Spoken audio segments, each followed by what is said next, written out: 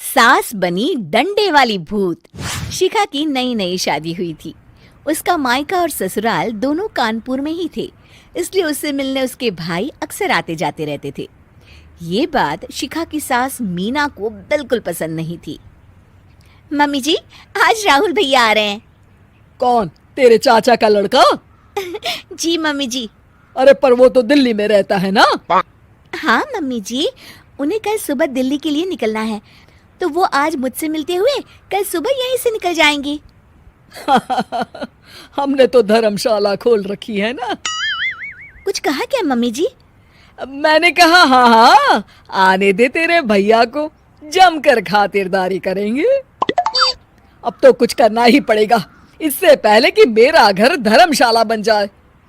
ये कैसी बातें कर रही हो मीना? सच ही तो कह रही हूँ। अभी इसकी शादी को साल भर भी नहीं हुआ और आए दिन इसके घर वाले आ धमकते हैं। अरे तो क्या हुआ, वो इसी शहर में रहते हैं तो हाल चाल लेने आ जाते हैं। इस बार मैं उनका हाल और चाल दोनों ही बिगाड़ दूंगी। अब बहुत हो गया जी। अरे ये कैसी बातें कर रही हो, हे भगवान, बस आप तो देखते जाइए। शाम को राहुल आता है। नमस्ते आंटी, कैसे हैं आप लोग? हम लोग तो ठीक है, तुम कैसे हो बेटा? मैं भी अच्छा ही हूँ आंटी। बस आज रात के बाद नहीं रहोगे। चलिए भैया, मैं आपको हमारा घर दिखाती हूँ। रात में खाने के टेबल पर शिखा, रोहित कहीं दिखाई नहीं दे रहा। जी भैया, वो ऑफिस के काम से बाहर गए हैं, कल शाम तक आएंगे। अच्छा अच्छा। बेटा, क्या तुम भूत प्रेत में मानते हो? नहीं नहीं आंटी जी, पर अचानक आपको ये ख्याल कहाँ से आ गया? पता नहीं क्यों, कभी कभी मुझे लगता है जैसे रात के समय बैठक में कोई घूमता रहता है। ये आप क्या कह रही हैं मम्मी जी? हाँ, तुम लोग घबरा ना जाओ, इसलिए मैंने आज तक इस बारे में कुछ नहीं कहा। ये आपका वहम होगा आंटी जी, ऐसा कुछ नहीं होता। हो सकता है। चलो अब मेरा सोने का टाइम हो गया है तो चलती हूँ मैं। शिखा बेटा, राहुल के सोने की व्यवस्था वहीं दीवान पर कर देना। जी पापा जी। अब चलिए भी। अच्छा, तो बैठक में सोने वाले हैं साहबजादे। क्या बड़बड़ा रही हो? कुछ नहीं, आप सो जाइए। मीना और महेश के सोने के बाद शिखा और राहुल आपस में बात कर रहे होते हैं, तभी डोरबेल बजती है। अरे आप! सरप्राइज! काम जल्दी खत्म हो गया तो मैं आज ही चला आया। ये तो बहुत अच्छा किया। देखिए राहुल भैया भी आए हुए हैं, आप दोनों का मिलना भी हो जाएगा। कैसे हो रोहित? मैं तो ठीक हूँ भैया।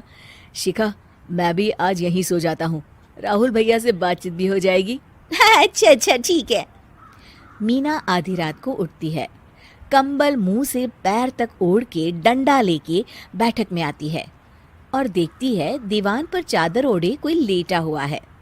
देखो तो कैसे मजे से सो रहा है बहन के ससुराल में। मीना ताबड़तोड़ 4-5 डंडे मार देती है। अरे मर गया, अरे बचाओ बचाओ, कौन है? मीना जल्दी से अपने कमरे में भाग जाती है। हे भगवान, ये मैंने क्या किया? ये रोहित कहाँ से आ गया? लगता है ये नालायक राहुल मेहमानों वाले कमरे में सो गया होगा। आज तो इसकी खैर नहीं। उधर बैठक में, अरे क्या हुआ रोहित? मैं बाथरूम में था, तुम्हारे चिल्लाने की आवाज सुनी।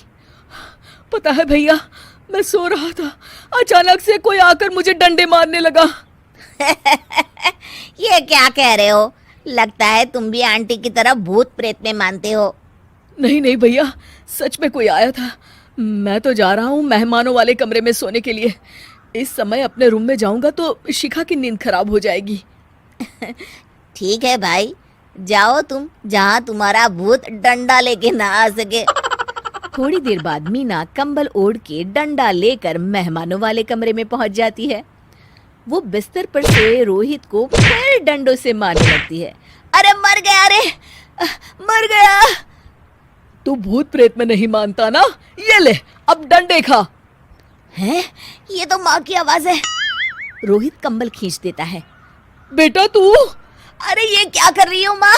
मार मार के मेरा भरता बना दिया आपने। माफ कर दे मेरे लाल, मैंने तो तुझे ही मार मार कर लाल कर दिया। मैं तो उस राहुल के बच्चे को सबक सिखाना चाहती थी। राहुल भैया को?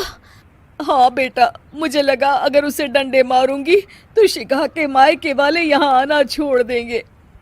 हे भगवान, माँ ये घर शिखा का भी है, उसके घर वाले जब चाहे आ सकते हैं।